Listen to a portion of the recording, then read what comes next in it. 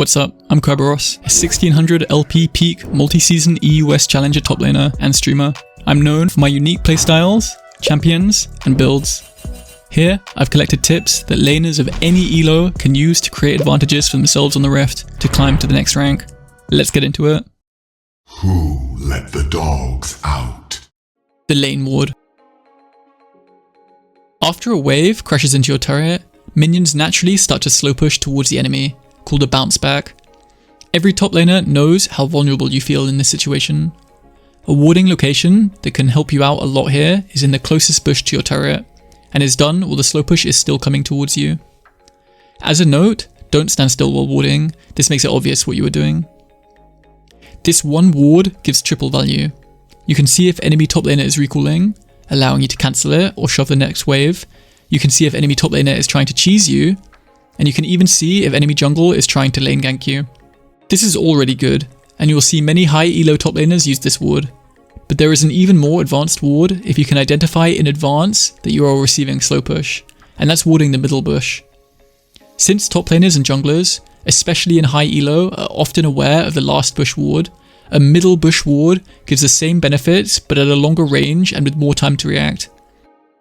It's also just much less commonly used, so will allow you to gain information even versus good players who might suspect the last bush ward and be playing around that.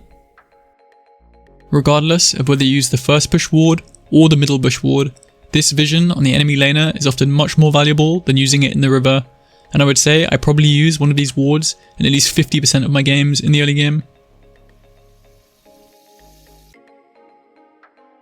The boots trick. In League of Legends, movement speed has two soft caps, at 415 and 490 ms. These reduce the value of getting more move speed above these thresholds. Ultimately, for most melee champs, there is a sweet spot of about 400 to 415 ms, where you feel fast enough. A trick I have never seen anyone else do is sitting on magical footwear while purchasing movement speed boosting items. This essentially saves about 1000 gold over 3 kills that you would have been spending on boots, which you can now use to get your other items faster. The most common duo is Stride Breaker plus Hull Breaker. Stride gives 2% MS per legendary, and Hull gives 5% flat. Even if you don't necessarily want to split push, having so many raw stats in AD plus HP as well as the move speed allows you to completely break through the curve and take over games without necessarily even having kills. It doesn't work on a champion that has a core tier 2 boot, for example Garen with Berserker Greaves. You will commonly go Sterak's third with the setup, and the fast item spikes can often accelerate into ridiculous leads as a top laner due to taking tier 2 turrets having overwhelming stats for the early mid game. This continues into the late game, where you can even sell your free boots at full build, allowing for a 1 mythic plus 5 legendaries setup on a bruiser, something not normally possible. Example build on Olaf: Stride into Hull, into Sterak's, into Shojin, into Visage, and then sell boots for Deadman's Plate. The requirements to do this are being able to take magical footwear and building a move speed mythic, such as Trinity or Stride, and a move speed legendary, Hull or Deadman's Plate generally, though Fawn could also work.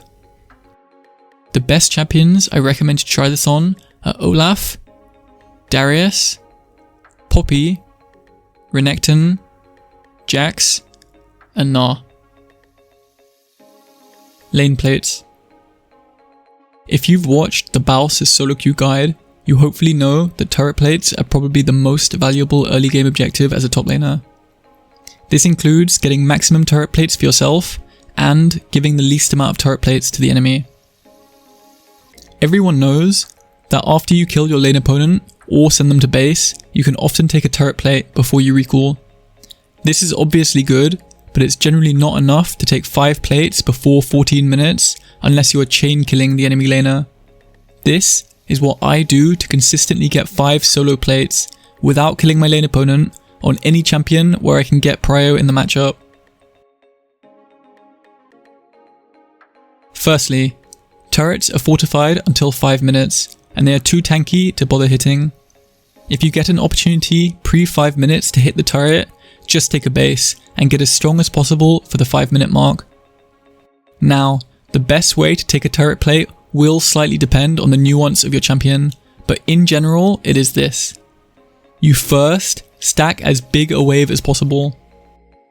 As the wave crashes, you should walk around the enemy champion to behind the turret, take the plate, and then begin to proxy the next wave. After this, base and spend your gold. Since you take the next enemy minion wave, your opponent must catch your minion wave, and they have no wave themselves to take a return plating. And as you are recalling first, you will also be back to lane earlier with your gold advantage spent, ready to start pushing and setting up to do it again. That's it. It sounds simple, and it is, although there are many things you can do to further optimize this process. As a bonus tip, if it's about to turn 14 minutes and a turret plate is extremely low in your lane, you can sometimes take the plate even without minions by taking some turret shots. As plates will fall soon, even if you must base, your enemy laner won't be able to take return plates for themselves. That's it for this video. I hope it was clear and informative. I have many more top lane tips to share, so let me know by liking and commenting if you want to see more of this type of content. Other than that, check out my Twitch stream. I'm live every day and using all of these concepts plus more. Till next time, peace.